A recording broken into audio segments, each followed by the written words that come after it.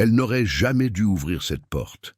Mais quand Sophie vit l'enfant trembler dans les bras de l'étranger blessé, ses yeux couleur ambre brûlée, implorant silencieusement, elle fit quelque chose qui changerait sa vie à jamais. Elle les fit entrer. L'orage faisait rage depuis 3 heures quand on frappa à la porte. Pas un coup poli, pas celui d'un voisin, non. C'était le martèlement désespéré de quelqu'un qui n'avait nulle part où aller. Sophie Dubois avait appris à être prudente. 28 années de vie lui avaient enseigné que le monde n'était pas tendre avec les mères célibataires, vivant seules avec leurs enfants. Sa petite maison à la lisière du lotissement était tout ce qu'elle possédait. Et même cela, on était en train de le lui enlever. Ce matin-là, elle avait reçu l'avis. 48 heures pour quitter les lieux. Le propriétaire avait vendu l'immeuble. 15 années de souvenirs. Théo faisant ses premiers pas dans cette cuisine. Des fêtes d'anniversaire dans ce minuscule salon. Tout cela disparaîtrait dans 2 jours. Elle avait pleuré après que Théo se soit endormi. Pleuré jusqu'à épuisement des larmes. Et puis l'orage était arrivé, comme si le ciel lui-même était en deuil avec elle. Si jamais vous avez eu l'impression que le monde s'effondrait autour de vous, que tout ce que vous aviez construit était arraché morceau par morceau, alors vous comprenez pourquoi Sophie a failli ne pas répondre à cette porte. Elle n'avait plus rien à donner, mais on frappa à nouveau. Et cette fois, elle entendit quelque chose qui glaça son sang. Un gémissement d'enfant. La main de Sophie était sur la poignée de la porte avant qu'elle puisse réfléchir. Chaque instinct lui criait de rester en sécurité, de protéger Théo qui dormait dans la pièce d'à côté. Mais elle était une mère, et quelque part là-bas, dans cette tempête, un enfant pleurait. Elle ouvrit la porte. Le vent hurlait autour d'elle, apportant des rideaux de pluie qui la trempèrent instantanément. La foudre zébra le ciel, et dans cet éclair de lumière blanche, elle les vit. Un homme se tenait sur son perron, grand et incroyablement pâle, son manteau sombre trempé et collé à sa silhouette. Il était blessé. Elle le vit immédiatement. Un liquide sombre mélangé à la pluie coulait le long de son bras gauche, et sa respiration était saccadée, désespérée. Mais c'était ce qu'il tenait qui arrêta le cœur de Sophie. Une petite fille, et pas plus de 5 ans, agrippée à sa poitrine. Son visage était enfoui contre son épaule. Son petit corps secoué de sanglots. Ses cheveux étaient sombres comme les siens, plaqués contre ses joues pâles. Et quand elle se tourna pour regarder Sophie, ses yeux étaient de la couleur d'un ambre brûlé. « S'il vous plaît, » dit l'homme, sa voix à peine audible au-dessus de la tempête. « Nous avons besoin d'un abri, juste pour une nuit. » Sophie aurait dû dire non. Elle aurait dû appeler la police. Elle aurait dû faire n'importe quoi, sauf ce qu'elle fit ensuite. Elle s'écarta et les fit entrer. L'homme trébucha dans l'embrasure de la porte, manquant de s'effondrer, mais parvenant malgré tout à garder sa prise sur l'enfant.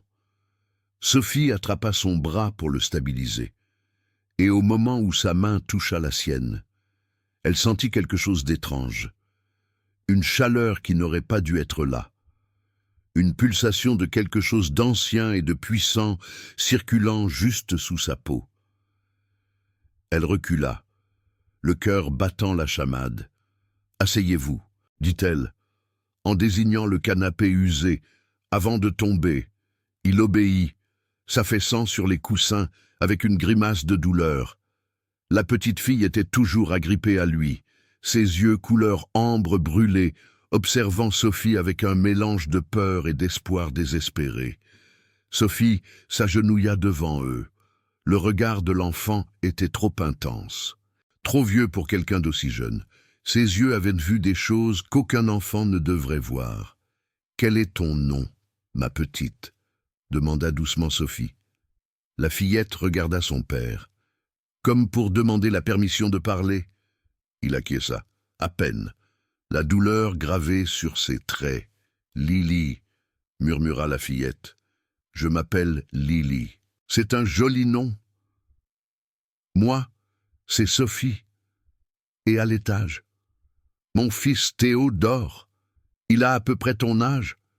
Tu voudrais du lait chaud pendant que j'aide ton père? Les yeux de Lily s'écarquillèrent légèrement à l'évocation d'un autre enfant. Pour la première fois depuis leur arrivée, autre chose que de la peur traversa son visage. Sophie regarda l'homme. Elle avait besoin de voir à quel point la blessure était grave. Mais quelque chose la faisait hésiter. Il y avait quelque chose d'anormal chez lui. Quelque chose que ses instincts ne pouvaient pas tout à fait identifier. « Je dois regarder ton épaule, » dit-elle. « Tu peux enlever ton manteau. » Il hésita. Dans la faible lumière de sa lampe de salon, des ombres jouaient sur son visage, et Sophie remarqua pour la première fois la netteté de ses traits. Des pommettes hautes, une mâchoire qui semblait taillée dans la pierre, et là, le long du bord de sa mâchoire, dans une ligne qui disparaissait sous son col, la peau semblait avoir une texture étrange, presque comme. Elle se secoua. La tempête lui jouait des tours. « Je peux le faire, » dit l'homme, sa voix basse et rauque. « Donnez-moi juste un instant seul. »« Non, » dit Sophie fermement, se surprenant de sa propre détermination. « Vous pouvez à peine bouger. Et cette blessure a besoin d'attention maintenant, ou vous allez vous vider de votre sang sur mon canapé. » J'ai déjà vu du sang. J'ai rafistolé ma part de coupure. Quoi que vous cachiez sous ce manteau, ce ne peut pas être pire que de voir mon fils se fendre le crâne sur la table basse l'année dernière. L'homme la fixa longuement. Quelque chose changea dans son expression, pas tout à fait de la surprise, quelque chose de plus profond, comme s'il la voyait pour la première fois. « Vous aideriez un étranger, » dit-il, « même en ne sachant rien de moi. Même quand vous avez votre propre enfant à protéger. » « Vous avez un enfant aussi, » répondit simplement Sophie. « C'est tout ce que j'ai besoin de savoir. » Les mots planèrent dans l'air entre eux. Lily avait cessé de pleurer, observant l'échange avec ses yeux anciens couleur ambre brûlée. Finalement, l'homme acquiesça. Il leva la main droite, son bras gauche étant clairement trop endommagé pour bouger, et commença à déboutonner son manteau. Ce que Sophie vit lui serra la gorge. La blessure était profonde, une entaille qui partait de son épaule et descendait presque jusqu'à son coude. Ce n'était pas une coupure nette. On aurait dit que quelque chose avait déchiré sa chair, quelque chose avec des griffes ou des crocs.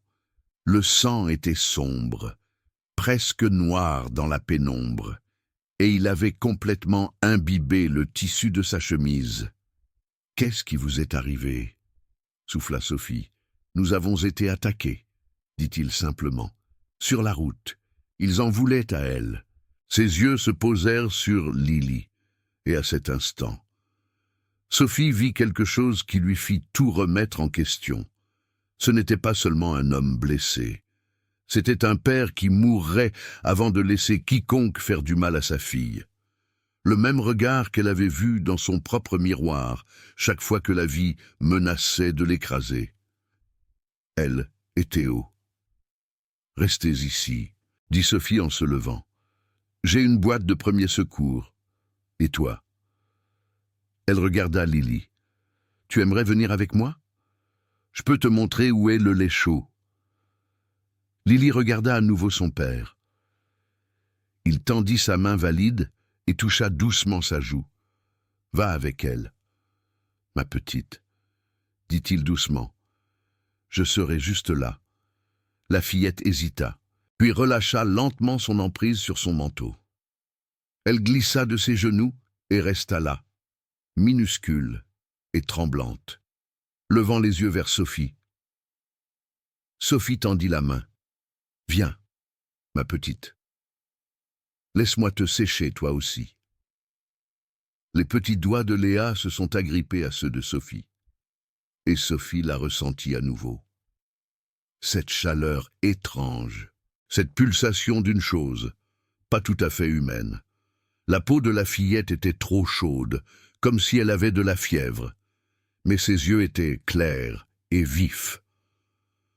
Dans la cuisine, Sophie se déplaçait rapidement. Elle mit de l'eau à bouillir, sortit la boîte de premier secours de sous l'évier, et trouva une serviette propre pour envelopper les épaules de Léa. Et pendant qu'elle s'affairait, elle entendit un bruit venant du salon. L'homme avait bougé. Elle pouvait l'entendre marcher, lentement, péniblement, à travers son appartement. Et puis elle entendit quelque chose qui la fit s'arrêter. Il parlait, mais pas dans une langue qu'elle reconnaissait. Les mots étaient gutturaux, anciens, remplis de sons que des gorges humaines ne devraient pas pouvoir produire. Et il parlait à quelqu'un. Mais il n'y avait personne. Léa tira sur la manche de Sophie. « Il appelle à l'aide », murmura la fillette. « Mais ils ne peuvent pas l'entendre. La tempête est trop forte. »« Qui appelle-t-il » Léa ne répondit pas. Elle se contenta de regarder Sophie avec ses yeux couleur ambre brûlée. Et dedans, Sophie vit quelque chose qui aurait dû la terrifier. Des pupilles verticales, fendues, comme un chat, comme un reptile. Mais avant que Sophie puisse réagir, le moment passa. Léa cligna des yeux, et ses yeux étaient de nouveau normaux, si tant est qu'ils aient jamais été autre chose. Les mains de Sophie tremblaient alors qu'elle finissait de préparer du lait. Elle le versa dans une tasse et la tendit à Léa, en essayant de garder une voix ferme. « Tiens, ma chérie, fais attention, c'est chaud. » Léa prit la tasse avec précaution, les deux mains enroulées autour pour se réchauffer. Elle leva les yeux vers Sophie avec une expression bien trop savante pour une enfant de 5 ans. « Tu n'as pas peur de nous » dit Léa. Ce n'était pas une question. Sophie envisagea de mentir. Mais quelque chose chez cet enfant exigeait de l'honnêteté. « J'ai terriblement peur », admit-elle. « Mais avoir peur ne veut pas dire que je ne peux pas vous aider. Et là, ton père a besoin d'aide. » Elle prit la boîte de premier secours et le bol d'eau tiède qu'elle avait préparé. Mais avant qu'elle ne puisse quitter la cuisine, Léa parla de nouveau. « Les méchants hommes nous cherchent. S'ils nous trouvent ici, ils te feront du mal à toi aussi. Tu devrais nous faire partir. » Sophie s'arrêta à la porte. Elle se retourna pour regarder la petite fille. Cet enfant étrange avec ses yeux anciens, sa peau trop chaude, et sa connaissance de choses qu'aucun enfant de 5 ans ne devrait connaître.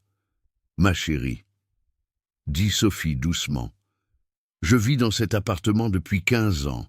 J'ai élevé mon fils ici, seul. J'ai eu 2 boulots, combattu les huissiers, affronté tous ceux qui essayaient de me dire que je n'étais pas à la hauteur. Et dans 2 jours, je vais tout perdre. Alors, s'il y a des méchants hommes dehors qui vous cherchent, ils peuvent faire la queue. Parce que je me bats contre le monde entier depuis toujours, et je ne suis pas prête à arrêter maintenant. » Léa la fixa pendant un long moment. Et puis, mais pour la première fois depuis son arrivée, la petite fille sourit. « Je t'aime bien, » dit-elle doucement. « Papa va t'aimer bien aussi. » Sophie ne savait pas quoi en penser. Elle se contenta d'acquiescer et retourna dans le salon. L'homme était de nouveau assis sur le canapé, sa respiration plus laborieuse qu'avant. Son manteau était complètement enlevé maintenant, drapé sur l'accoudoir du canapé, et Sophie pouvait voir l'étendue complète de sa blessure. C'était pire qu'elle ne l'avait pensé, beaucoup pire. Mais ce n'était pas ce qui la fit s'arrêter net. Sa chemise avait été déchirée par ce qui l'avait attaquée, et à travers les déchirures du tissu. Elle pouvait voir sa poitrine. Sa peau était pâle, presque translucide. Et dessus, selon des motifs qui semblaient presque délibérés, se trouvaient des plaques de quelque chose qui n'était définitivement pas de la chair humaine. Des écailles. Des écailles vert foncé qui captaient de la lumière comme des émeraudes polies. Sophie resta figée, le bol d'eau tremblant dans ses mains. Son esprit lui hurlait de courir, d'attraper Théo et de s'en aller, d'appeler la police, de faire quelque chose. Mais elle ne bougea pas. L'homme la regarda. Il avait vu sa réaction. Il savait ce qu'elle avait remarqué. « Maintenant, vous comprenez ?» dit-il doucement. « Pourquoi je ne voulais pas que vous m'aidiez ?» Sophie se força à respirer, par le nez, par la bouche, juste comme elle avait appris à Théo à le faire quand il avait peur. « Je comprends, » dit-elle lentement, « que vous êtes blessé. Je comprends que vous avez une fille qui est terrorisée. Et je comprends que, quoi que vous soyez, vous êtes quand même en train de saigner sur mon canapé. » Elle s'avança et s'assit à côté de lui, posant le bol sur la table basse. Ses mains étaient fermes maintenant. Elles devaient l'être. « Ça va faire mal, » prévint-elle. « Tout fait mal, » répondit-il. « Mais alors ?» Ses yeux croisèrent les siens, et quelque chose en eux s'adoucit. « Merci. » De ne pas avoir fui. Sophie commença à nettoyer la blessure, ses doigts travaillant avec précaution autour de la chair déchirée. De près, elle pouvait voir que les écailles ne s'arrêtaient pas à sa poitrine. Elles couraient le long de son cou, disparaissaient dans sa chevelure, traçaient des motifs délicats le long de ses clavicules. Il était beau, d'une manière terrifiante, inhumaine. C'était la chose la plus belle qu'elle ait jamais vue. « Léa en a aussi ?» demanda-t-elle doucement. « Des écailles ?» Il se tendit sous son toucher. « Comment le savez-vous ? Ses mains, quand j'ai tenu sa main, je les ai senties. Elle les cache bien. Elle a appris à le faire, » dit-il. Et il y avait un poids de chagrin dans sa voix qui fit mal au cœur de Sophie. Elle a dû apprendre beaucoup de choses qu'aucun enfant ne devrait connaître. « Les méchants hommes, » dit Sophie, « ceux qu'elle a mentionnés, qui sont-ils » Le silence s'étendit entre eux. Sophie continua à travailler, nettoyant la blessure, préparant les bandages. Elle n'insista pas. Elle avait appris il y a longtemps que certaines histoires ne pouvaient être racontées que lorsque le conteur était prêt. Finalement, il parla. « Mon frère, » dit-il, « les a envoyés. Il veut le trône. Et il sait que tant que Léa vivra, sa revendication ne sera jamais assurée. » Les mains de Sophie se figèrent. « Votre frère essaie de tuer sa propre nièce. » « Dans mon monde, la famille ne signifie rien quand le pouvoir est en jeu. » Il fit une pause, sa mâchoire se crispant. « Je pensais pouvoir la protéger. Je pensais que le palais était sûr. J'avais tort. » Il fouilla dans la poche de son manteau, toujours drapé sur l'accoudoir du canapé, et en sortit quelque chose. Cela scintillait à la lumière de la lampe, de l'or ancien, sculpté de symboles que Sophie ne reconnaissait pas. Une bague, une chevalière, lourde et ornée, avec un dragon enroulé autour d'une couronne. Elle sut, sans qu'il ait besoin de dire quoi que ce soit, que cette bague était importante, qu'elle représentait quelque chose qui dépassait de loin ce qu'elle pouvait imaginer. Le pouvoir, l'héritage, un monde entièrement séparé de son petit appartement avec son avis d'expulsion et ses meubles usés. La bague tomba de sa prise affaiblie, roulant sur le coussin vers elle. Sophie la ramassa. Elle était chaude, incroyablement chaude, tout comme sa peau, tout comme la main de Léa l'avait été. Elle pouvait sentir quelque chose en émaner, une présence, une attraction, comme si la bague était vivante et la regardait. Elle regarda l'homme, cette créature impossible qui avait trébuché dans sa vie lors de la pire nuit de son existence. Ses yeux étaient clos maintenant, l'épuisement et la perte de sang finissant par le rattraper. Sans un mot, Sophie glissa l'anneau dans sa poche. Elle le garderait en sécurité. Elle ne savait pas pourquoi, elle en était aussi certaine. Mais elle l'était. « Quel est votre nom » demanda-t-elle doucement, tout en continuant à bander sa blessure. « Kael » murmura-t-il, à peine conscient. « Kael Draconis ». Ce nom ne lui disait rien, mais d'une certaine manière, elle savait qu'il finirait par tout signifier. Elle termina le bandage et prit une couverture sur le dossier du canapé, la drapant sur lui. Sa respiration s'était stabilisée, bien qu'il luttait clairement pour rester éveillé. « Reposez-vous, » dit Sophie. « Vous êtes en sécurité ici. » Il rouvrit les yeux une dernière fois. Ses yeux couleur ambre brûlée, si semblables à ceux de sa fille, et la regarda avec une expression qu'elle ne parvenait pas tout à fait à déchiffrer. « Vous ne savez pas ce que vous faites, » dit-il, « en nous laissant rester le danger. »« Je sais exactement ce que je fais, » répondit Sophie. « J'aide un père et sa fille à survivre à la nuit. Tout le reste peut attendre demain matin. » Elle se tourna pour vérifier comment allait Léa et vit la petite fille debout dans l'embrasure de la porte. Sa tasse de lait vide. Les observant avec ses yeux anciens. « Il dort, » dit Sophie doucement. « Aimerais-tu te reposer aussi ?» Léa hocha lentement la tête. « Mais puis-je rester près de lui? Je ne veux pas qu'il se réveille et ne me voie pas. » Quelque chose dans la poitrine de Sophie se serra à ces mots. Cet enfant, qui avait clairement vécu des horreurs qu'elle ne pouvait imaginer, dont la seule sécurité était son père blessé, demandait la permission de rester près de lui. « Bien sûr, ma chérie. Laisse-moi te chercher une couverture. » Elle alla au placard et prit la couverture la plus chaude qu'elle avait.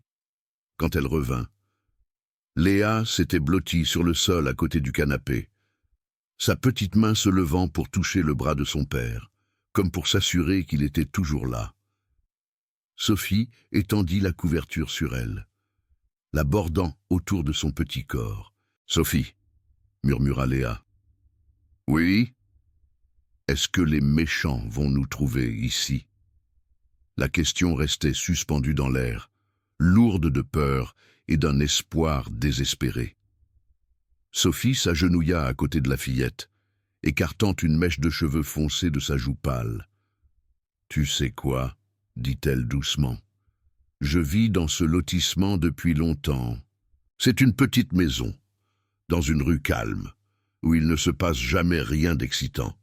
Personne d'important ne vit ici. Personne que quiconque rechercherait. Juste une mère célibataire et son fils. Trop pauvres et trop ordinaires pour que quiconque les remarque. » Léa la regarda, essayant de comprendre.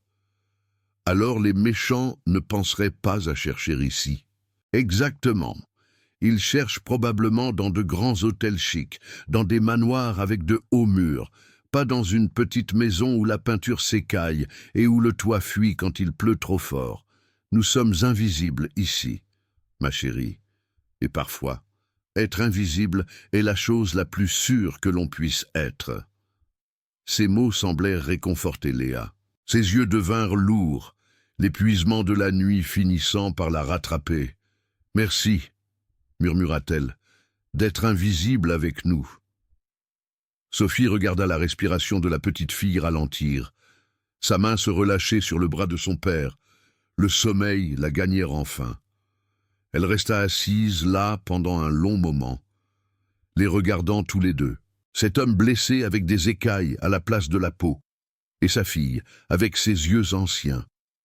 Ils avaient de fait irruption dans sa vie pendant la pire tempête de l'année, lors de la pire nuit de sa vie. Ils avaient apporté le danger, le mystère, et un monde qu'elle ne comprenait pas. Mais ils avaient aussi apporté quelque chose d'autre, quelque chose que Sophie n'avait pas ressenti depuis longtemps. Un but. Elle se leva doucement et se dirigea vers la fenêtre. La tempête faisait toujours rage, mais à travers le rideau de pluie, elle pouvait voir la rue, vide, silencieuse. Mais pour combien de temps? Ce que Sophie ignorait, c'est qu'à ce moment précis, 3 hommes en manteau noir se tenaient sur le parking d'un motel à 10 kilomètres de là. Ils étudiaient une carte étalée sur le capot de leur voiture, marquant des emplacements, éliminant des possibilités. Le roi dragon leur avait échappé 2 fois maintenant. Il ne leur échapperait pas une 3e fois. Et à chaque minute qui passait, il se rapprochait. Sophie laissa le rideau retomber en place. Elle vérifia les serrures des portes et des fenêtres, puis monta à l'étage pour jeter un coup d'œil à Théo. Son fils dormait paisiblement, ignorant la présence d'étrangers dans son salon, ignorant le danger qui pouvait approcher, ignorant que sa mère venait de prendre une décision qui allait tout changer. Elle se tenait dans l'encadrement de sa porte, le regardant respirer, sentant le poids de l'anneau dans sa poche. « Demain, pensa-t-elle, demain, je trouverai quoi faire. Mais ce soir, je vais les garder en sécurité. » Elle ne savait pas encore que demain apporterait des questions auxquelles elle n'était pas prête. Elle ne savait rien du dessein que Léa ferait, y montrant un château qu'aucun enfant humain n'aurait pu imaginer. Elle ne savait rien du poignard qui serait trouvé dans son jardin, laissé par des ennemis qui s'étaient approchés de beaucoup trop près. Mais elle savait une chose. Elle avait ouvert cette porte pour une raison. Et quoi qu'il arrive, ensuite, elle y ferait face. Parce que c'est ce que font les mères. Elles protègent, elles se battent, elles survivent.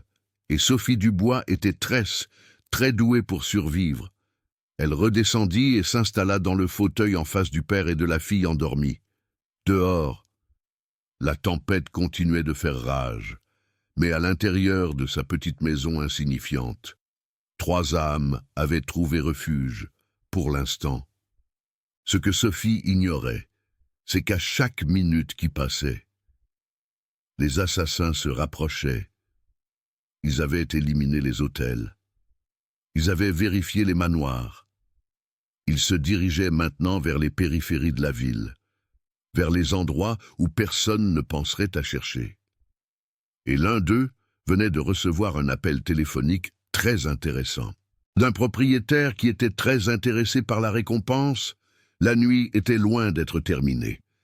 Et la véritable épreuve du courage de Sophie n'avait pas encore commencé. L'aube arriva lentement. La tempête s'étant épuisée vers 4 heures du matin. Sophie n'avait pas dormi. Elle avait surveillé les fenêtres, écouté chaque craquement de sa vieille maison, sursauté à chaque ombre, mais rien ne vint. Quand la première lueur grise du matin commença à filtrer à travers les rideaux, Sophie s'autorisa enfin à respirer.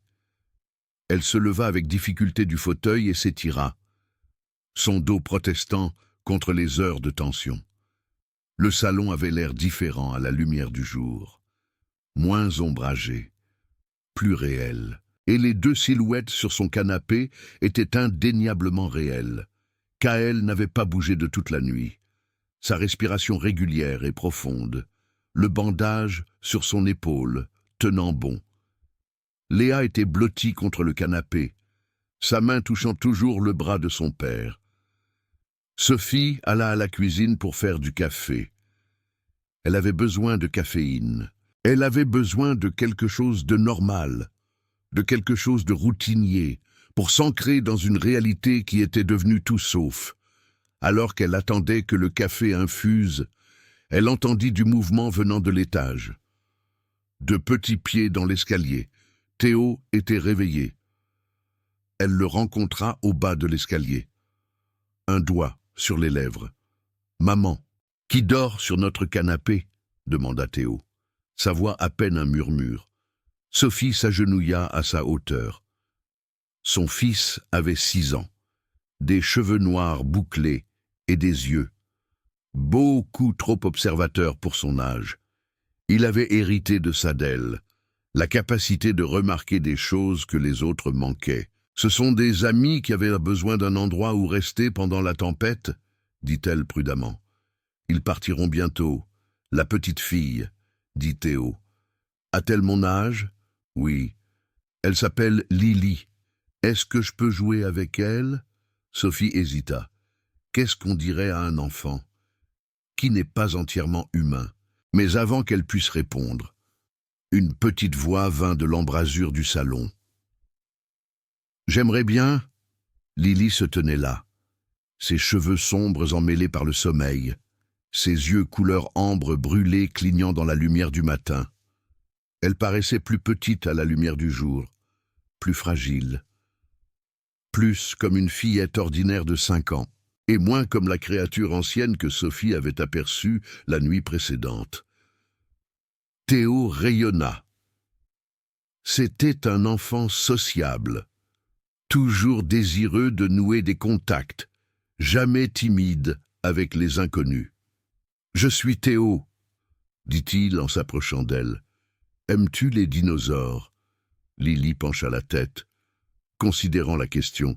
« Je n'en ai jamais vu. » Les yeux de Théo s'écarquillèrent de choc et de plaisir. « Jamais? Viens, je vais te montrer ma collection. » Il prit la main de Lily et l'entraîna vers les escaliers. Sophie les regarda partir, quelque chose dans sa poitrine se serrant à cette vue. Qu'auriez-vous fait à la place de Sophie, l'enfant d'un étranger, clairement pas entièrement humain, se liant d'amitié avec votre fils? Auriez-vous laissé faire? Ou la peur vous aurait-elle poussé à les séparer? Pensez-y, pendant que cette histoire continue. Elle se retourna vers le salon et trouva Kaël réveillé, assis lentement sur le canapé, ses yeux verts ambrés fixés sur l'escalier où les enfants avaient disparu. Elle semble plus légère, et dit-il doucement, je ne l'ai pas vue tendre la main vers un autre enfant depuis des mois. Sophie s'approcha et s'assit dans le fauteuil en face de lui. Que lui est-il arrivé? Qu'est-ce qui l'a fait arrêter de tendre la main? Kaël resta silencieux pendant un long moment, à la lumière du matin. Sophie pouvait voir ses traits plus clairement, les angles vifs de son visage, le motif délicat des écailles le long de sa mâchoire, la façon dont ses yeux captèrent la lumière comme des gemmes polies. Il n'était pas humain. Elle le savait avec une certitude absolue maintenant. Mais il était aussi, indéniablement, un père. Et il y avait quelque chose dans son expression qui parlait d'un chagrin bien plus profond que la blessure à son épaule. « Sa mère a été tuée », dit-il finalement, « il y a 6 mois, devant elle. » Sophie sentit les mots la frapper comme un coup physique. « Oh mon Dieu, les assassins de mon frère, les mêmes qui nous ont pourchassés ici, ils ont forcé l'entrée du palais. Ils étaient censés nous tuer tous. La mère de Lily l'a poussé dans un passage caché, lui a sauvé la vie. Et Lily. » La voix de Kaël se brisa légèrement. Elle a tout entendu, chaque son. Et quand je l'ai trouvée, elle n'avait pas parlé depuis 3 jours. Sophie ne savait pas quoi dire. Il n'y avait pas de mots pour quelque chose comme ça. Elle n'a recommencé à parler que récemment, continua Kaël. Et même maintenant, elle ne parle presque à personne à part moi. Mais ton fils... Il fit un geste vers les escaliers. Elle a pris sa main. Elle a demandé à jouer. Les enfants sont résilients, dit Sophie doucement. Plus résilients qu'on ne le croit. Kaël la regarda avec une expression qu'elle ne pouvait pas tout à fait lire. Tu parles comme quelqu'un qui sait. Je suis une mère célibataire, dit Sophie. Le père de Théo est parti avant sa naissance. Je l'ai élevé seul, dans un monde qui ne facilite pas les choses. Nous avons déjà été expulsés. Nous avons eu faim. Et nous avons eu des mois où je ne savais pas comment nous allions survivre. Mais nous l'avons fait, parce que c'est ce que nous faisons. Les mots planèrent entre eux, créant un pont inattendu. 2 parents, de mondes entièrement différents, se battant tous deux des batailles impossibles pour leurs enfants. Vous êtes en train d'être expulsés, dit Kaël. Ce n'était pas une question. Sophie hocha la tête. La vie est arrivée hier, 48 heures pour quitter les lieux. Le propriétaire a vendu l'immeuble. Je n'ai nulle part où aller. La mâchoire de Kaël se serra. Vous nous avez accueillis. La pire nuit de votre vie. Vous avez ouvert votre porte à des inconnus. Vous avez vu ce que j'étais, et vous êtes restés. Vous êtes un père qui protège sa fille. C'est tout ce que j'avais besoin de voir. Il la regarda pendant un long moment, quelque chose changeant dans ses yeux anciens. Sophie, ce que je vais te dire, tu dois comprendre le danger dans lequel tu te trouves. Je sais déjà qu'il y a des hommes qui vous cherchent. Pas seulement des hommes. La voix de Kaël baissa. Mon frère a envoyé 3 de nos meilleurs chasseurs. Ils ne sont pas humains non plus. Ils ont des capacités qui... Il s'arrêta, choisissant ses mots avec soin. Ils ne s'arrêteront pas. Ils ne peuvent pas retourner à mon frère sans preuve de la mort de Lily. Et s'ils découvrent que nous nous sommes abrités ici, ils ne laisseront aucun témoin. Sophie sentit le froid se répandre dans sa poitrine. Vous dites qu'ils vont me tuer Théo. Je dis qu'en nous laissant rester, vous vous êtes mise dans un danger plus grand que vous ne pouvez l'imaginer. Et j'ai besoin que vous compreniez cela, avant que je ne vous dise le reste. Le reste? Kaël fouilla dans la poche de son manteau, et Sophie se tendit. Mais ce qu'il en sortit n'était pas une arme. C'était un morceau de papier plié, vieux, jauni sur les bords. Avant l'attaque du palais, j'ai reçu ceci. C'est comme ça que j'ai su fuir avec Lily avant l'arrivée des assassins. Il le tendit à Sophie. Elle le déplia prudemment, notant l'écriture élégante, la langue inconnue. Je ne peux pas lire ça. C'est d'un loyaliste à la cour de mon frère. Quelqu'un qui croit encore que je suis le roi légitime. Ils m'ont averti du plan de Marcus. Ils m'ont dit où aller, où me cacher. Et ils m'ont dit autre chose. Quoi? Les yeux de Kaël croisèrent les siens. Que Marcus a mis notre tête à prix, une prime tellement importante qu'elle a tenté même ceux en qui nous avions confiance. Le propriétaire qui a vendu votre immeuble, Sophie. Je ne crois pas que ce timing soit une coïncidence. Le sang de Sophie se glaça. Vous dites quoi? Je dis que l'homme qui vous a expulsé l'a peut-être fait parce qu'il savait, d'une manière ou d'une autre, que je finirais ici, que je chercherais refuge dans l'endroit le plus invisible possible, et que quelqu'un dans le réseau de mon frère surveille ce lotissement depuis bien plus d'une nuit. Mais c'est impossible, dit Sophie. Comment quelqu'un aurait-il pu savoir? Mon frère a passé des années à se préparer à ça. Il a des espions partout, dans le monde humain et dans le nôtre. Il étudie les schémas, les vulnérabilités, les gens qui sont désespérés, les gens qui n'ont plus rien à perdre, les gens comme moi, les gens exactement comme vous. Sophie se leva brusquement, arpentant la pièce jusqu'à la fenêtre. La rue à l'extérieur avait l'air normal. Une voiture passa. Un voisin promena son chien. Tout était ordinaire, mais plus rien ne semblait ordinaire. « Si ce que vous dites est vrai, » dit-elle lentement, « alors les hommes qui vous cherchent savent déjà que vous êtes ici. » Non, s'ils savaient, ils seraient venus pendant la nuit. L'orage nous a couverts. Mes blessures ont rendu ma traque impossible par les moyens conventionnels. Mais maintenant, Kaël jeta un coup d'œil à la fenêtre. Maintenant, ils ont resserré leurs recherches, et ce lotissement ne restera pas invisible éternellement. Combien de temps avons-nous? L'expression de Kaël était sombre. Des heures, peut-être moins. L'orage est passé. Il n'y a plus rien qui masque notre présence maintenant. Sophie sentit son esprit s'emballer. 2 enfants à l'étage, en train de jouer. 3 tueurs quelque part, qui se rapprochent à chaque minute. Et un homme qui était clairement bien plus que ce qu'il paraissait, blessé et affaibli sur son canapé. « Alors, nous devons partir » dit-elle. « Non, non, Sophie, je fuis depuis 6 mois. J'ai séjourné dans 5 endroits différents, avec 5 personnes différentes qui ont essayé de m'aider. et chacune d'entre elles a payé le prix pour cette aide. Je ne veux pas vous ajouter à cette liste. Il est un peu tard pour ça. Vous ne croyez pas? La voix de Sophie était plus tranchante qu'elle ne l'avait voulu.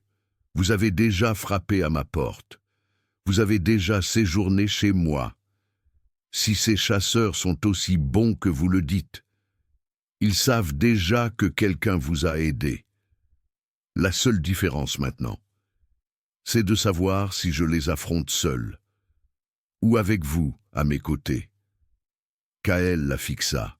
Vous risqueriez votre vie, la vie de votre fils. Je risquerais n'importe quoi pour mon fils. Et pour l'instant, le plus sûr pour Théo, c'est de ne pas être ici quand ces hommes arriveront. Alors, soit nous partons tous ensemble, soit je prends Théo et je m'en vais, et vous vous débrouillez pour votre propre fuite. Mais je ne vais pas rester ici à attendre d'être un témoin qu'ils doivent éliminer. Le silence tomba dans la pièce. De l'étage. Sophie pouvait entendre les enfants rire, le rire joyeux de Théo se mêlant à quelque chose de plus doux, de plus léger. Le rire de Lily, un son que son père n'avait probablement pas entendu depuis des mois. Les yeux de Kaël se levèrent vers le plafond, vers le son du bonheur de sa fille. « Vous n'êtes comme personne que j'ai jamais rencontré, » dit-il doucement. « Je suis exactement comme toutes les autres mères. » répondit Sophie. « Je n'ai juste pas le luxe de prétendre que le monde est sûr. » Elle se dirigea vers l'escalier. « Je vais faire une valise. Avec ce dont Théo a besoin. Si vous pouvez marcher, préparez-vous. Si vous ne le pouvez pas... » Elle fit une pause. « Dites-le-moi maintenant, et je trouverai un moyen de vous porter. Je peux marcher. Bien, nous partons dans 15 minutes. » Elle était à mi-chemin de l'escalier quand sa voix l'arrêta. « Sophie, oui, quand ce sera fini. Si nous survivons, je rembourserai cette dette, quoi qu'il faille, aussi longtemps qu'il faudra. Vous avez ma parole. » Sophie se retourna vers lui. Ce roi brisé avec sa peau écailleuse, ses yeux couleur ambre brûlés et son cœur blessé. « Je n'ai pas fait ça pour être payée, » dit-elle. « Je l'ai fait parce que c'était juste, et je continuerai à faire ce qui est juste jusqu'à ce que je ne puisse plus. C'est qui je suis. » Elle continua de monter les escaliers, laissant Kaël la regarder avec une expression qui aurait pu être de l'émerveillement. Si seulement elle avait su ce qui l'attendait, dans la chambre de Théo. Les enfants étaient assis sur le sol, entourés de dinosaures en plastique. Lily tenait un T-Rex, le retournant dans ses mains avec fascination, pendant que Théo expliquait chaque fait qu'il connaissait sur la créature préhistorique. Et elle mange tout le monde? Eh bien, c'était une carnivore, dit Théo sérieusement. Alors, elle mangeait d'autres dinosaures. Mais elle n'était pas méchante. Elle avait juste faim. Lily hocha la tête pensivement, comme les chasseurs. Quoi? Rien. Elle posa le T-Rex et prit un morceau de papier et un crayon. Je peux dessiner, bien sûr. Théo poussa le papier vers elle. Je vais dessiner avec toi. Sophie se tenait dans l'embrasure de la porte, les regardant. Deux enfants de mondes différents, connectés par le simple langage du jeu. C'était magnifique et déchirant à la fois. Théo. « Mon chéri, » dit-elle doucement, « nous devons faire un petit voyage. » Son fils leva les yeux. « Maintenant? Mais on joue. » « Je sais, mon bébé. Mais c'est important. Tu peux préparer ton sac à dos avec tes choses préférées, juste les choses importantes. » Théo fit la moue mais hocha la tête. Il était habitué aux changements soudains. Il avait appris tôt que parfois la vie exigeait des ajustements rapides. « Lily, » dit Sophie, « ton père est réveillé. Il voudra te parler. » La petite fille posa son crayon et se leva. Mais avant de partir, elle prit le papier sur lequel elle avait dessiné et le tendit à Sophie. « C'est ma maison, » dit-elle doucement. avant que les méchants ne viennent. Sophie regarda le dessin. Ses mains commencèrent à trembler. Ce n'était pas le gribouillage grossier d'une enfant de 5 ans. Les lignes étaient précises, détaillées, incroyablement sophistiquées. Il montrait un château, mais pas le genre de château des contes de fées. C'était architectural, multiniveau, avec des tours qui défiaient la physique et des ponts qui se connectaient aux nuages. Et au centre de tout cela, se dressant fièrement et brillant, il y avait un dragon. Pas un dragon de dessin animé, pas une créature fantastique amicale. Ce dragon était immense, ancien, terrifiant dans sa beauté. Ses écailles étaient dessinées avec tant de détails que Sophie pouvait presque les voir briller. Ses yeux étaient un feu couleur ambre brûlé et enroulé autour de son cou. Il y avait une couronne. Lily, souffla Sophie. Où est cet endroit? Les yeux de Lily devinrent distants. De l'autre côté de la frontière, là où les montagnes touchent le ciel et où les rivières coulent avec de la lumière stellaire, là où papa est né, là où je suis né. Elle fit une pause. Là où maman est morte. Sophie ne savait pas quoi dire. Elle plia juste soigneusement le dessin et le mit dans sa poche, à côté de la chevalière qui pulsait toujours de chaleur contre sa cuisse. « Viens, » dit-elle, en prenant la main de Lily. « Allons voir ton père. » Elles descendirent ensemble. Kaël était debout maintenant, bien qu'il s'appuyât lourdement contre l'accoudoir du canapé. Son visage était pâle, mais ses yeux étaient alertes. « Papa !» Lily courut vers lui, jetant ses bras autour de sa taille. « Je me suis fait un ami. Il s'appelle Théo et il sait tout sur les dinosaures. » La main de Kaël se leva pour caresser ses cheveux. « C'est merveilleux, ma petite. » Mais ses yeux étaient sur Sophie, et en eux, elle pouvait voir la même connaissance qui s'installait dans son propre cœur. Le temps était compté. « Tu as vu le dessin ?» dit-il doucement. Sophie hocha la tête. Elle m'a montré d'où tu venais. Alors, tu comprends? Il ne s'agit pas seulement d'échapper à des humains avec des armes. Les chasseurs qui nous poursuivent, ils sont comme moi. Ils peuvent nous traquer par des moyens que tu ne peux pas imaginer. La seule raison pour laquelle nous avons survécu aussi longtemps, c'est que mes blessures masquaient ma présence. Mais au fur et à mesure que je guéris, ils vont nous trouver, oui, dans l'heure, si nous restons ici. L'esprit de Sophie s'emballait. Où pouvons-nous aller? Nulle part dans cette ville, nulle part à proximité. J'ai des alliés, mais ils sont loin, et pour les atteindre, nous devrions survivre assez longtemps pour traverser la frontière. La frontière, la limite entre ton monde et le mien. L'expression de Kaël était grave. Elle est gardée, protégée, dans des circonstances normales. Seuls ceux qui ont du sang royal peuvent la franchir sans autorisation. Mais Marcus y a placé ses propres gardes. Si j'essaye de la franchir avec Lily, ils attendront. Sophie les regarda tous les deux. Un roi en exil et une princesse qui en avait trop vu. Deux créatures d'un monde qu'elle ne comprenait pas, traquées par des forces qu'elle ne pouvait combattre. Et pourtant, et si?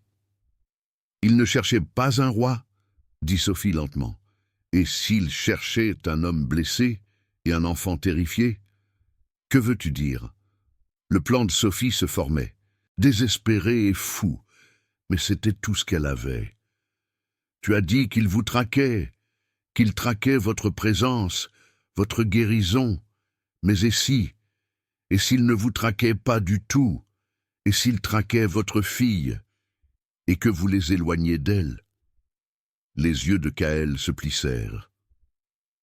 Tu suggères que j'abandonne Lily. Je suggère que tu deviennes le leur, que tu les attires loin, que tu me donnes le temps de mettre Lily et Théo en sécurité, quelque part où ils ne penseraient jamais à chercher. Et où serait cet endroit? Sophie pensa à la vie d'expulsion.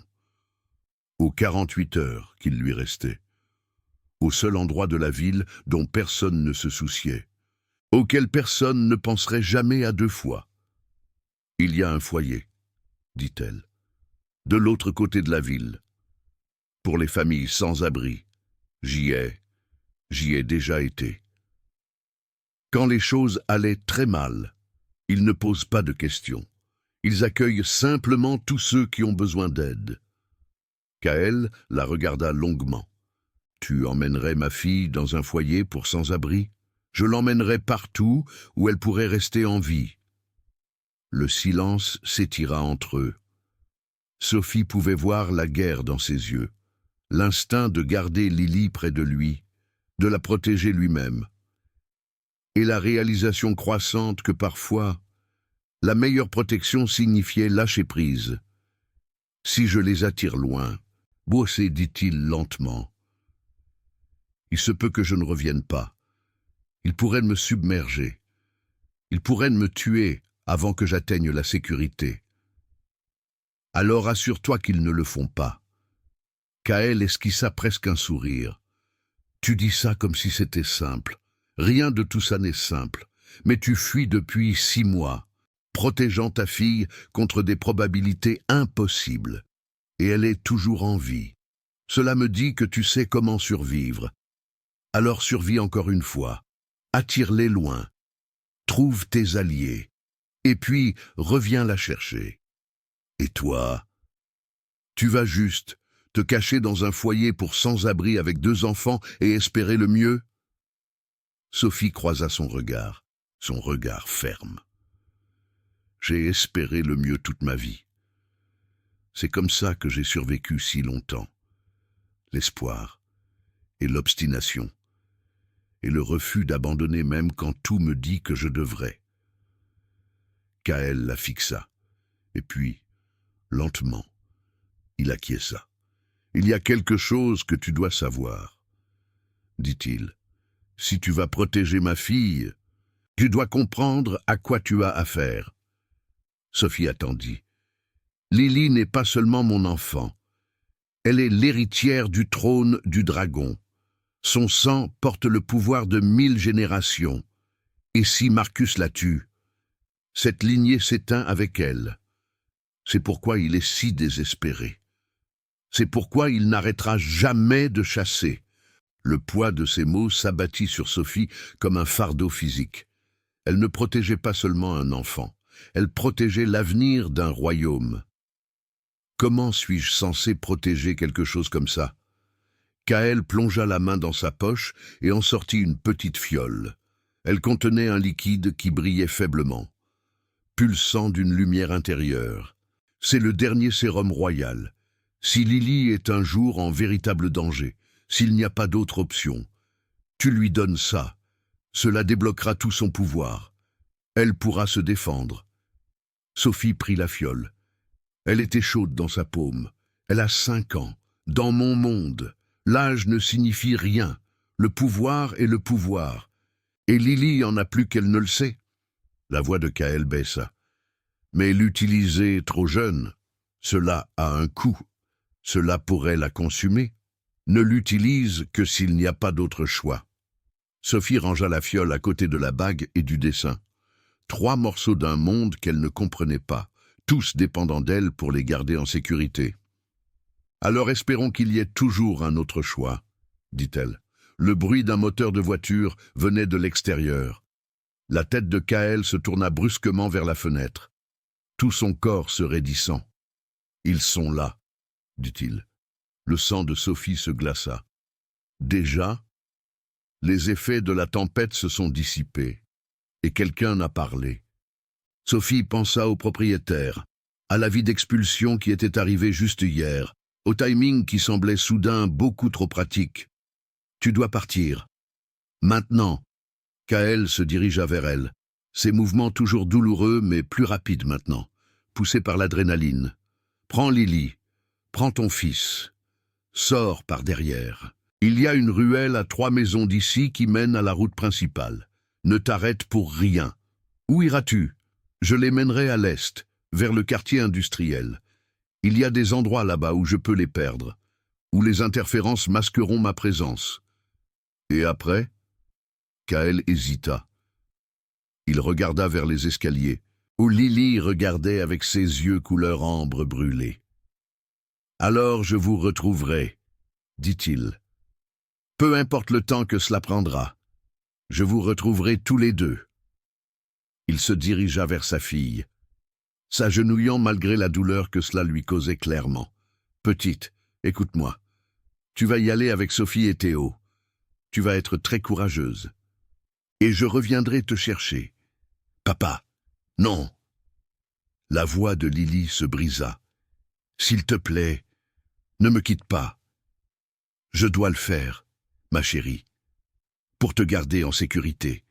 Mais je te promets. » Kaël pressa son front contre le sien. « Sur ma couronne et mon sang, je te le promets, je reviendrai. » Lily pleurait maintenant, des larmes silencieuses coulant sur ses joues pâles. Sophie dut détourner le regard. Le chagrin était trop vif, trop familier. « Va-t'en !» dit Kaël en se relevant. « Maintenant, avant qu'il n'encercle la maison. » Sophie attrapa la main de Théo, prit celle de Lily.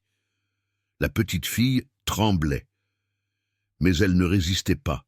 « Par la cuisine, » dit Sophie. « Il y a une porte arrière. » Ils se déplacèrent rapidement, silencieusement, laissant Kaël debout dans le salon, les regardant partir, au dernier moment. Sophie se retourna. Il était magnifique dans la faible lumière, cette créature d'écaille, de pouvoir et de chagrin. Ses yeux couleur ambre brûlée croisèrent les siens, et en eux, elle vit quelque chose auquel elle ne s'était jamais attendue, la confiance. Il lui faisait confiance avec la seule chose qui comptait pour lui. Sophie acquiesça une fois, une promesse, un vœu. Et puis elle était partie, tirant les enfants à travers la cuisine, par la porte arrière, dans la lumière grise du matin. Derrière eux, elle entendit la porte d'entrée s'ouvrir en fracas. Elle entendit des cris dans cette langue étrange et gutturale. Elle entendit la voix de Kaël, forte et provocante, attirant leur attention. Et puis, elle entendit les bruits de la bataille. Elle ne se retourna pas. Elle continua simplement à avancer, un enfant dans chaque main, courant vers la sécurité qu'elle pouvait trouver. La ruelle était là où Kaël avait dit qu'elle serait. Ils plongèrent dans ses ombres, les bruits des combats s'estompant derrière eux. « Est-ce que papa va bien ?» murmura Lily. Sophie ne savait pas comment répondre. Alors, elle serra simplement la main de la petite fille et continua à courir. Derrière eux, une silhouette vêtue d'un manteau noir apparut à l'entrée de la ruelle. Il avait suivi. Il avait vu où ils allaient. Et il souriait. Certaines histoires ont des fins heureuses. Certaines histoires mettent en scène des héros qui triomphent contre toute attente. Mais d'autres histoires ne font que commencer. Et le plus dur reste à venir. Sophie ne vit pas le chasseur qui l'observait depuis l'entrée de la ruelle. Mais le chasseur, lui, la vit bien. Et il savait exactement où elle allait. Le refuge s'appelait Havre d'Espoir. Un nom qui avait toujours semblé cruellement ironique à Sophie, étant donné que la plupart des gens qui y atterrissaient avaient perdu tout espoir depuis longtemps. Elle y avait déjà séjourné 2 fois. Une fois quand Théo avait 2 ans et qu'elle avait perdu son travail. Une fois quand Théo avait 4 ans et que la facture de chauffage avait été trop élevée. À chaque fois, elle avait juré de ne jamais y remettre les pieds. Mais la voilà, franchissant ses portes familières avec 2 enfants qui ne lui appartenaient pas, dont l'un n'était pas entièrement humain. « Puis-je vous aider ?» La femme à l'accueil avait l'air fatiguée, du genre de fatigue qui vient de trop voir de souffrance sans pouvoir y remédier. « J'ai besoin d'un lit pour moi et les enfants, » dit Sophie, en gardant une voix ferme, « juste pour quelques nuits. » Les yeux de la femme se posèrent sur Théo, puis sur Lily. Les enfants se tenaient la main. Lily serrée contre Sophie. Combien d'enfants? 2. Mon fils. Et Sophie hésita.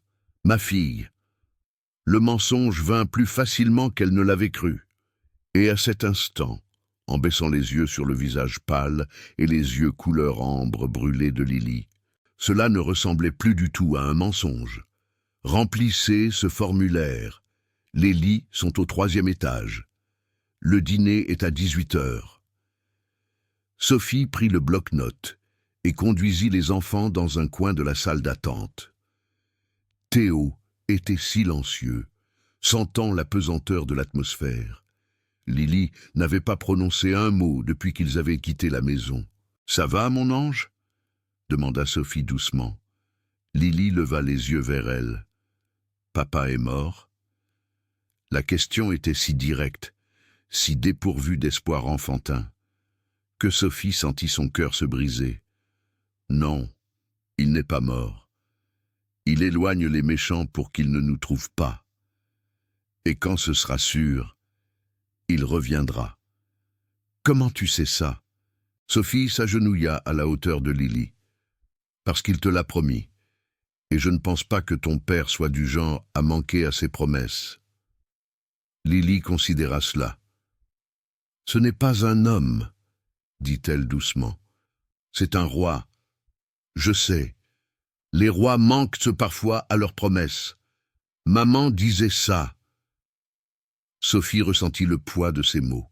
Cet enfant avait vu sa mère mourir, avait été traqué à travers les mondes, avait été forcé de faire confiance à une étrangère pour sa vie. Peut-être que certains rois le font, dit Sophie prudemment, mais ton père est différent. Je le vois dans la façon dont il te regarde. Tu es la chose la plus importante de son monde. Et il fera tout ce qu'il faut pour revenir vers toi. Les yeux de Lily scrutèrent son visage, cherchant quelque chose. Sophie ne savait pas si elle l'avait trouvé. Mais après un long moment, la petite fille hocha la tête. « D'accord, dit-elle, je vais te faire confiance. Bien, maintenant, allons trouver nos lits et reposons-nous. Ça a été une très longue nuit. » Elles montèrent des escaliers jusqu'au 3e étage. La chambre était petite, avec 3 lits de camp appuyés contre les murs et une fenêtre donnant sur une ruelle. Ce n'était pas grand-chose, mais c'était sûr, caché, invisible, exactement ce dont elles avaient besoin. Certaines personnes regardent peut-être ça et pensent que Sophie est folle, qu'elle aurait dû aller à la police, qu'elle aurait dû rester en dehors de tout ça. Mais voici ce que ces gens ne comprennent pas. Quand on a été invisible toute sa vie, quand on a été la personne que personne ne voit et que personne n'aide, on reconnaît ce regard dans les yeux de quelqu'un d'autre. Le regard qui dit « S'il vous plaît, je n'ai nulle part où aller ». Et on ne peut pas s'en détourner. Parce que s'en détourner signifierait devenir le monde qui s'est détourné de vous. Théo s'endormit presque immédiatement, épuisé par les événements de la nuit. Mais Lily s'assit sur son lit, les genoux repliés contre sa poitrine, fixant le mur. Sophie s'assit à côté d'elle. « Tu devrais te reposer. Je ne peux pas. » La voix de Lily était à peine un murmure. « Chaque fois que je ferme les yeux, je les vois, les méchants, qui passent la porte. » Sophie comprenait ce genre de peur. La peur qui vit dans ta poitrine et ne te laisse pas respirer. « Veux-tu que je te raconte une histoire ?» demanda-t-elle. « C'est ce que je fais pour Théo quand il n'arrive pas à dormir. » Lily la regarda avec ses yeux anciens. « Quel genre d'histoire ?»« Une vraie. Sur une petite fille qui était très courageuse. »« C'est sur moi ?» Sophie sourit. « C'est sur nous tous. » Elle commença à parler, sa voix basse et régulière, tissant un conte sur une mère qui avait tout perdu, mais qui avait trouvé une force qu'elle ne savait pas posséder. Sur un roi qui régnait avec puissance, mais qui avait appris à faire confiance avec vulnérabilité. Sur des enfants qui avaient trop vu, mais qui croyaient encore à la bonté. et en parlant.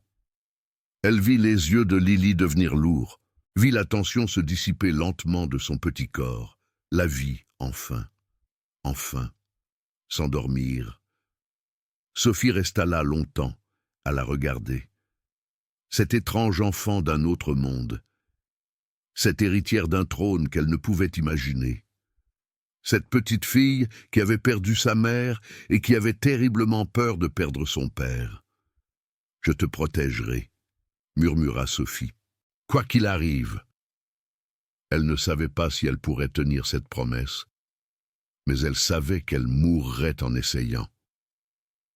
L'après-midi passa lentement. Sophie resta vigilante, surveillant la porte, surveillant les fenêtres, attendant que quelque chose se passe. Il était presque 16 heures quand elle entendit l'agitation en bas. Des voix, élevées et en colère, et en dessous, un ton froid et familier qui lui glaça le sang. « Nous recherchons une femme et 2 enfants. Ils sont venus ici plus tôt dans la journée. » Le cœur de Sophie s'arrêta. Elle se déplaça rapidement, silencieusement, vers la porte et colla son oreille contre elle. « Je vous l'ai dit. » Personne correspondant à cette description ne s'est enregistré. La voix de la femme de l'accueil, stable, mais avec une pointe de peur. « Vous mentez. » La voix froide à nouveau. « Nous savons qu'ils sont venus par ici. Nous les avons suivis jusqu'à ce bâtiment. » L'esprit de Sophie s'emballa. Il les avait trouvés, malgré tout, malgré le fait que le refuge était le dernier endroit où quiconque les chercherait. Il les avait trouvés. Mais comment?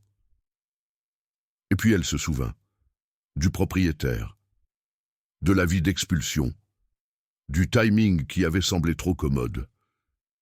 Il n'avait pas seulement appelé pour signaler Kaël, il savait où Sophie irait, parce qu'il l'avait surveillée pendant des mois, pendant des années, en suivant ses habitudes, les endroits où elle allait quand elle n'avait nulle part où se tourner.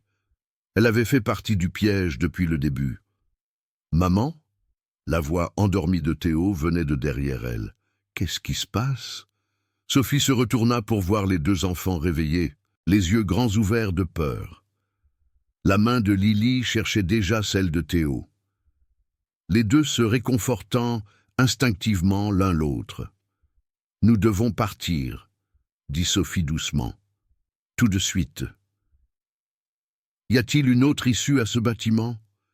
Lily hocha la tête. Je peux le sentir. Une porte, en bas. Elle mène à la ruelle. Comment tu sais ça? Je le sais. Les yeux de Lily clignotèrent. Et pendant un instant, Sophie revit ses pupilles verticales. Je peux sentir les choses. Les chemins. Les échappatoires. Papa m'a appris. Pouvez-vous nous y conduire sans être vus? Je crois que oui. Mais Sophie, la voix de Lily baissa. Il y en a 3, 2 en bas, et un où? Lily montra la fenêtre du doigt. Dehors, ils nous surveillent. Sophie s'approcha de la fenêtre et scruta à travers la vitre crasseuse.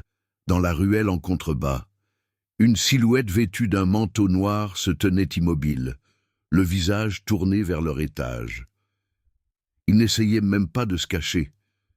Il voulait qu'ils sachent qu'il était là.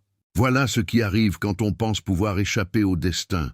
On réalise que le destin a toujours 3 coups d'avance. Sophie recula de la fenêtre, l'esprit en ébullition. 3 chasseurs. Un roi blessé qui avait attiré l'essentiel de leur attention, et elle, une mère célibataire sans armes, sans pouvoir, et avec 2 enfants à protéger, la fiole. Les mots de Kaël résonnèrent dans son esprit. S'il n'y a pas d'autre option. Elle toucha sa poche, sentant la chaleur du sérum royal. Pouvait-elle vraiment le donner à un enfant de 5 ans? Pouvait-elle risquer le prix dont Kaël l'avait averti? « Il faut qu'on y aille », dit Lily avec urgence. Ils montent les escaliers. Sophie prit sa décision. Pas la fiole, Pas encore. D'abord, elle essaierait tout le reste.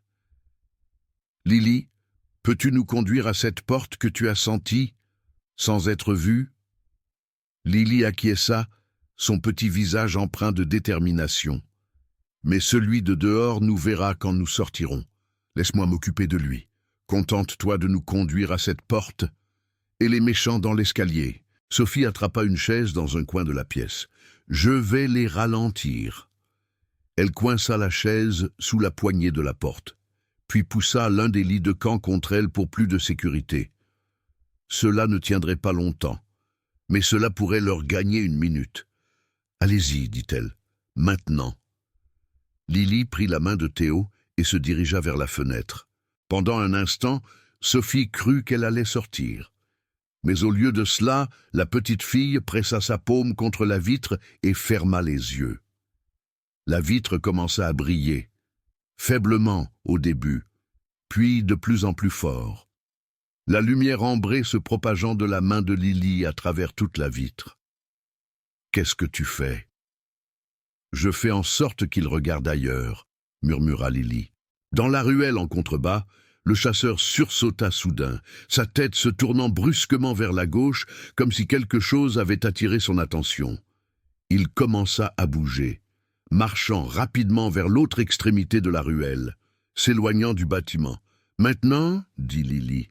Pendant qu'il est distrait, ils coururent, descendant l'escalier de service, traversant des couloirs que Sophie n'avait jamais remarqués auparavant, passant devant des débarras et des placards de maintenance. Lily les guida avec une précision étrange, sa petite main ne lâchant jamais celle de Théo, ses yeux fixés sur quelque chose que seule elle pouvait voir. Derrière eux, Sophie entendit le fracas de leur barricade qui cédait, des cris dans cette langue gutturale, des pas qui résonnaient dans le couloir. « Ici !» dit Lily, s'arrêtant devant une porte métallique rouillée. « C'est ça !»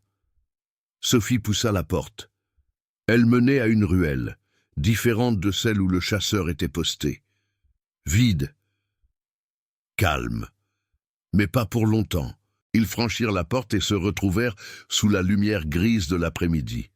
Sophie regarda à gauche, puis à droite. Elle n'avait aucune idée de où ils étaient, aucune idée de où aller. « Par là, » dit Lily, la tirant vers la gauche. « Je sens quelque chose, quelqu'un d'amical. » Sophie ne posa pas de questions. Elle courut simplement. Théo dans un bras maintenant, trop fatigué pour suivre le rythme, la main de Lily dans l'autre.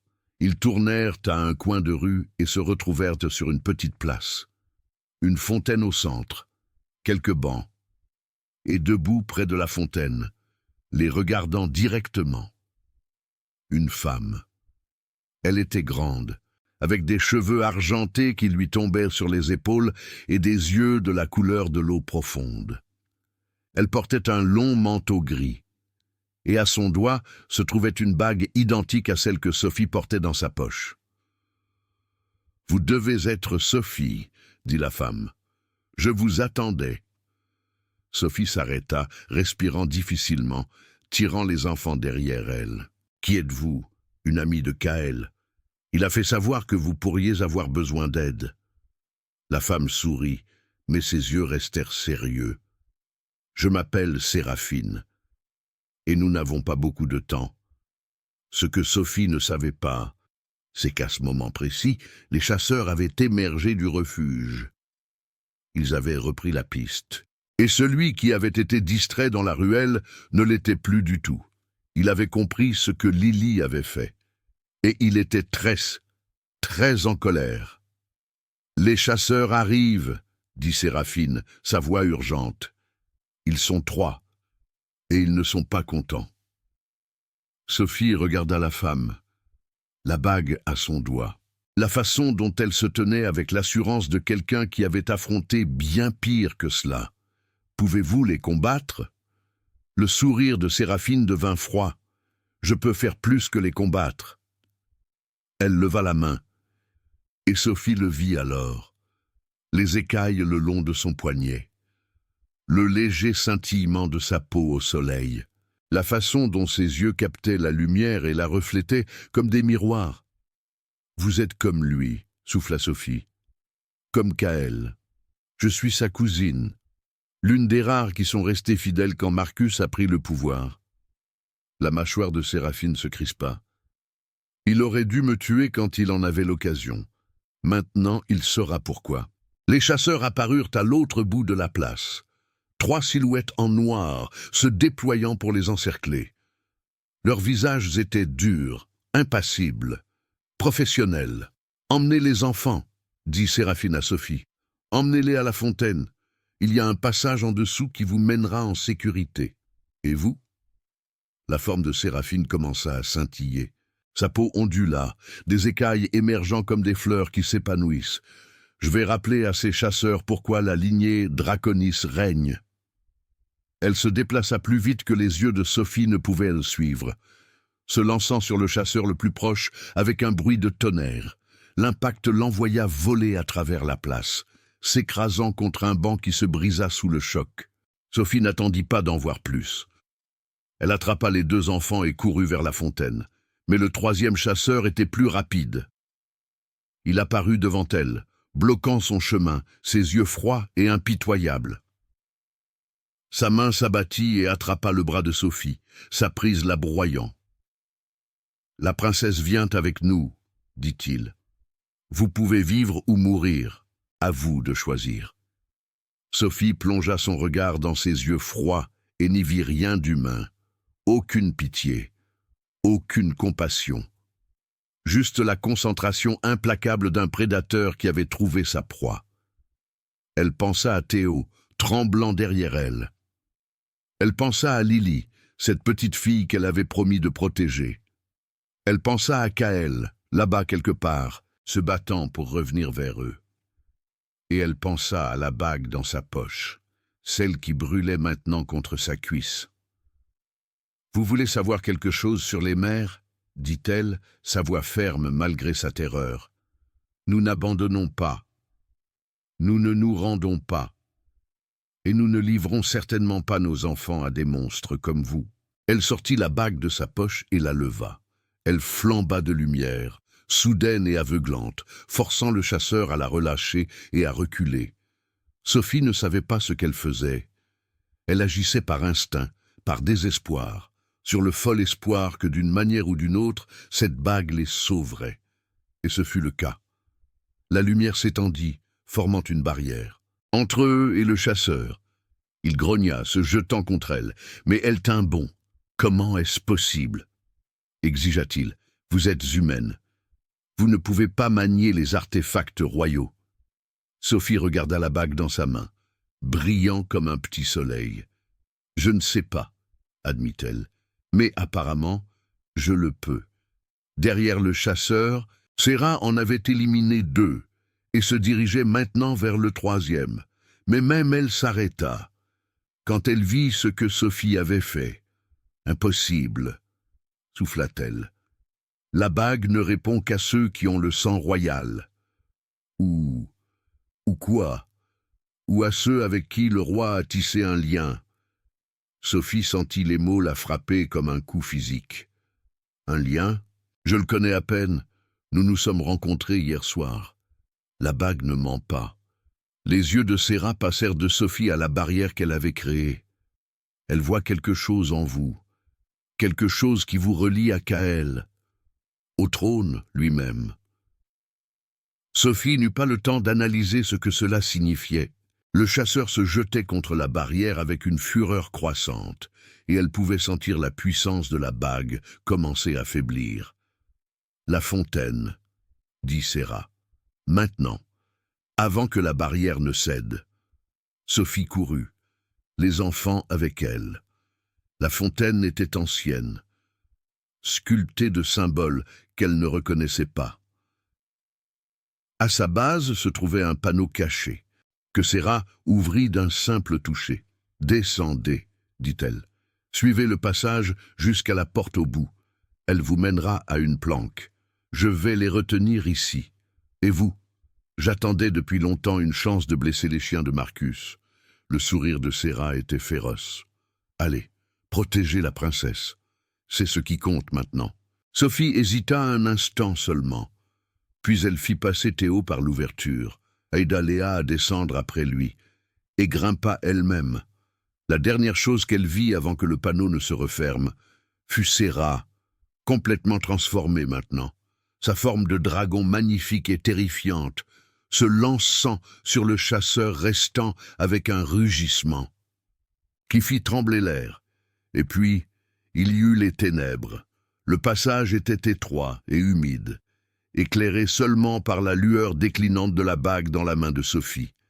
Elle avança, une main sur le mur, l'autre tenant Théo, avec Léa marchant silencieusement derrière elle. « Sophie », chuchota Léa. « Que s'est-il passé tout à l'heure avec la bague ?»« Je ne sais pas. La bague de papa ne fonctionne que pour la famille. Mais vous l'avez fait fonctionner. » Sophie pensa aux mots de Serra, à ce lien, à quelque chose qui la relie à Kaël. Elle a dû se tromper, dit-elle finalement. Nous étions en danger. Elle a probablement juste réagi. Léa se tut un instant. Ou peut-être qu'elle savait quelque chose que vous ignorez, avant que Sophie ne puisse répondre. Ils atteignirent le bout du passage. Une porte se dressait devant eux, du bois ancien renforcé par des bandes de fer. Sophie la poussa pour l'ouvrir. De l'autre côté se trouvait une pièce, petite, chaude, éclairée par des bougies, et debout au centre, appuyé lourdement sur une canne mais bien vivant, il y avait Kaël. Ses yeux, couleur ambre brûlée, croisèrent les siens. Et Sophie sentit quelque chose se déplacer dans sa poitrine, du soulagement, de la joie, et autre chose. Quelque chose pour lequel elle n'avait pas encore de nom. « Vous êtes revenu, » dit-elle. « Je l'avais promis. » La voix de Kaël était rauque, à cause de l'épuisement et de la douleur. « Et je tiens toujours mes promesses. »« Papa !» Léa se lança à travers la pièce et dans les bras de son père. Il l'attrapa, grimaçant à l'impact, mais la serrant fort contre lui. « Je suis là, ma petite, » murmura-t-il dans ses cheveux. « Je suis là. » Sophie les regarda. Ce père et sa fille réunis, et sentit des larmes lui picoter les yeux. Théo tira sur sa manche. « Maman, les méchants sont partis ? Pour l'instant, mon chéri, pour l'instant. » Mais elle savait, au fond d'elle-même, que ce n'était qu'un répit temporaire. Les chasseurs de Marcus ne s'arrêteraient pas. Le trône ne serait pas en sécurité tant que le vrai roi ne serait pas rétabli. Et d'une manière ou d'une autre, de façon impossible. Elle était devenue une partie de cette histoire. Sophie. La voix de Kaël attira son attention. Il la regardait par-dessus la tête de Léa, ses yeux, couleur ambre brûlée, remplis de quelque chose qui fit battre son cœur plus vite. « La bague, vous l'avez utilisée, je ne sais pas comment. C'est juste, arrivé. Ça n'arrive pas comme ça. » Kaël posa Léa et se dirigea vers Sophie, chaque pas lui coûtant visiblement. « La bague vous a choisi. Elle a tissé un lien avec vous.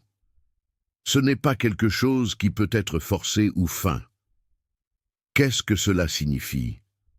Cela signifie... » Kaël s'arrêta devant elle, assez près pour qu'elle puisse voir les écailles le long de sa mâchoire scintiller à la lumière des bougies. Cela signifie que vous êtes liée à moi maintenant, à Léa, à notre lignée. Vous n'êtes plus seulement une protectrice, Sophie. Vous êtes de la famille. Les mots planèrent entre eux, chargés de sens. Famille. Sophie n'avait pas eu de vraie famille depuis la mort de ses parents, quand elle avait 19 ans. Elle s'était créée la sienne, avec Théo, construite à partir de rien, maintenue grâce à sa seule volonté.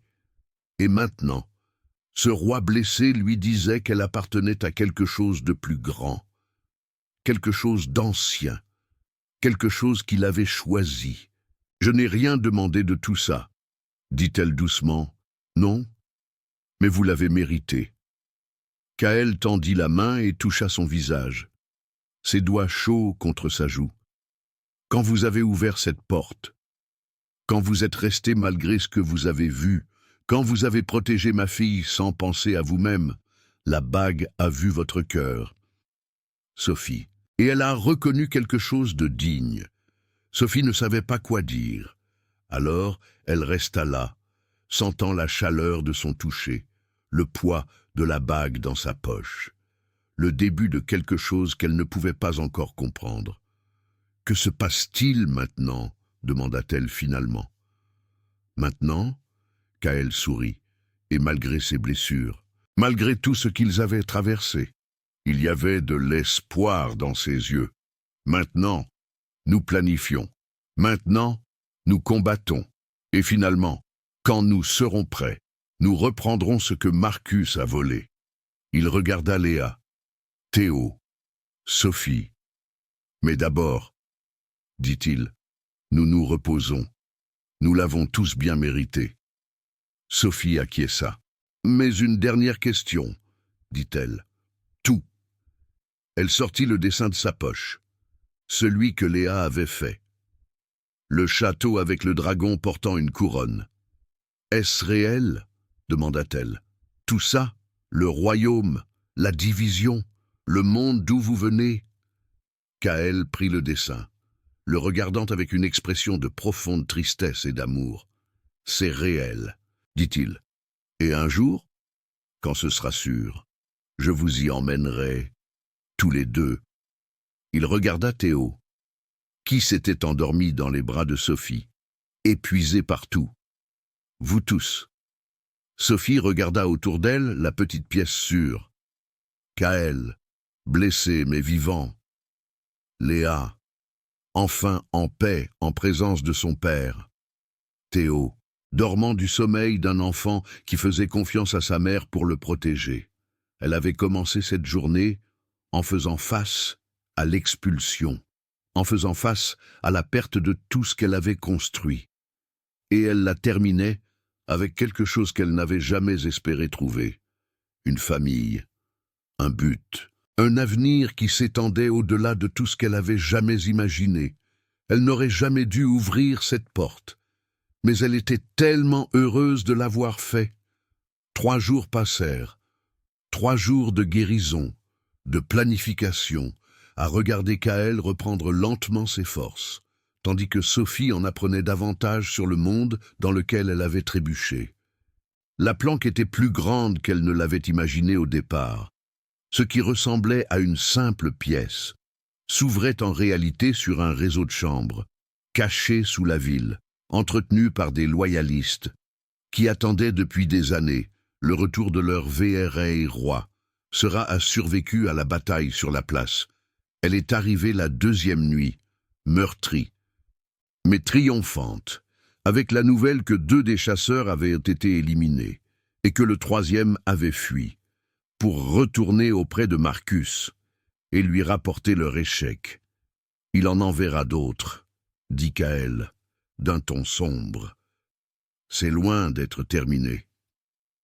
Mais nous avons du temps maintenant, répondit Séra. Du temps pour rassembler nos alliés, du temps pour planifier, pendant ces 3 jours. Sophie observa Théo et Lily devenir inséparables. Ils jouaient ensemble, mangeaient ensemble, s'endormaient dans le même coin de la pièce, leurs mains entrelacées. Théo racontait à Lily des histoires de dinosaures, de dessins animés et des jeux auxquels ils jouaient à l'école. Lily racontait à Théo des histoires de dragons, de rivières d'étoiles et d'un château dans les nuages. Ils se comprenaient de cette manière que seuls les enfants peuvent comprendre. Le 4e matin, Kaël demanda à parler seul à Sophie. Ils s'assirent dans une petite pièce, éclairée par des lampes cristallines, qui brillaient sans flamme. Les murs étaient sculptés de symboles, similaires à ceux de la bague sigilière, des motifs qui semblaient bouger quand Sophie les regardait du coin de l'œil. « Je dois vous montrer quelque chose, » dit Kaël. Il fouilla dans son manteau et en sortit un document plié. Ceci est arrivé la nuit dernière, de notre contact, à la cour de Marcus. Sophie prit le papier. Il était écrit dans cette même écriture élégante qu'elle avait vue auparavant. Mais cette fois, quelqu'un avait ajouté une traduction en français. En bas, elle le lut et sentit son sang se glacer. C'était un ordre d'exécution, signé par Marcus lui-même, pas seulement pour Kaël et Lily, mais pour quiconque les avait aidés, chaque loyaliste, chaque allié, et au bas de la liste, il y avait un nom qui n'aurait pas dû être là. Sophie Dubois. « Comment connaît-il mon nom ?» murmura-t-elle. « Le propriétaire, » dit Kaël, sa voix serrée par une fureur contenue. Il n'a pas seulement signalé notre position, il a tout fourni. Votre nom, le nom de votre fils, vos antécédents professionnels, tout ce dont les espions de Marcus avaient besoin pour vous ajouter à leur liste. Sophie fixa le document. Son nom, écrit dans cette écriture élégante, marqué pour la mort, par un roi qu'elle n'avait jamais rencontré, dans un monde dont elle ignorait l'existence. C'était le moment où la plupart des gens auraient fui, auraient pris leur enfant et disparu, espérant redevenir invisibles. Mais Sophie Dubois en avait assez d'être invisible. « Qu'est-ce qu'on fait ?» demanda-t-elle. Kaël la regarda, avec quelque chose comme de l'admiration. Dans ses yeux couleur ambre brûlée. « Nous nous battons. Nous rassemblons nos forces. Nous reprenons le trône. Et nous nous assurons que Marcus ne puisse plus jamais menacer personne. » Sophie pensa à Théo, qui dormait paisiblement dans la pièce voisine, à Lily, qui avait enfin recommencé à sourire, à cette étrange nouvelle famille, dont elle faisait partie d'une manière ou d'une autre. Elle plia le document et le rendit à Kaël. « Alors commençons, » dit-elle. « Si vous regardez encore ceci, si vous avez suivi le parcours de Sophie jusqu'ici, alors vous comprenez quelque chose d'important. Vous comprenez que le courage, ce n'est pas ne pas avoir peur. Le courage, c'est être terrifié et choisir de se battre quand même. C'est ouvrir des portes quand chaque instinct vous dit de fuir. C'est protéger des étrangers, parce que vous reconnaissez le désespoir dans leurs yeux. Sophie n'était pas destinée à être une héroïne. Elle était une mère célibataire qui luttait pour survivre, invisible aux yeux du monde. Mais parfois, l'univers choisit des héros improbables, et parfois, ce sont les meilleurs. La planification prit des semaines. Sophie en apprit plus sur le royaume des dragons qu'elle ne l'avait jamais imaginé. Elle en apprit davantage sur la division, la barrière entre les mondes, qui ne pouvait être franchie qu'à certains endroits. Elle en apprit davantage sur la lignée royale, le pouvoir qui coulait à travers Kaël et Lily, ancien, terrible et magnifique. Elle en apprit davantage sur Marcus, le frère qui avait assassiné pour se frayer un chemin vers le trône, et qui ne reculerait devant rien pour le conserver. Elle apprit aussi des choses sur elle-même. Le lien avec la bague n'était pas un hasard. Sera l'expliqua un soir, pendant que Kaël se reposait, et que les enfants jouaient à proximité. « Il y a quelque chose en vous, » dit Séra, en étudiant Sophie avec ses yeux couleur d'eau profonde, quelque chose qui résonne avec notre espèce. Je ne sais ni comment, ni pourquoi, mais quand vous avez tenu cette bague, quand vous avez fait appel à son pouvoir, elle a répondu, comme si vous étiez né pour la manier. « Qu'est-ce que cela signifie pour moi ?» demanda Sophie. « Cela signifie que vous faites partie de tout cela maintenant, pas seulement en tant que protectrice, pas seulement en tant qu'alliée. » L'expression de Séra était illisible. Cela signifie que quoi qu'il arrive, votre destin